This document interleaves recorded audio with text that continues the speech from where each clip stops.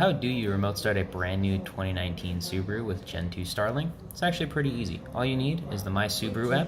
It's available both on the Apple App Store and the Google Play Store. Once you have it downloaded, try to open it up. Typically, you're just going to log in, but unfortunately, we don't have any cars bound to our Hawk Subaru account right here, so I'm just going to show you in demo mode.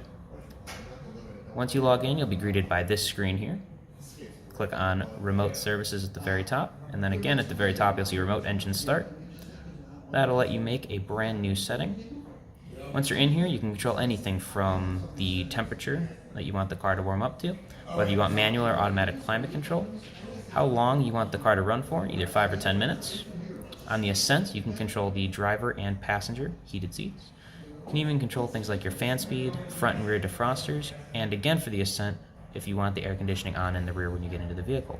Once you have all that set, you just click Start Engine at the top, set a delay, put in your programmed PIN, and then it sends a signal. That's it. And once you get back to your car, it should be nice and toasty.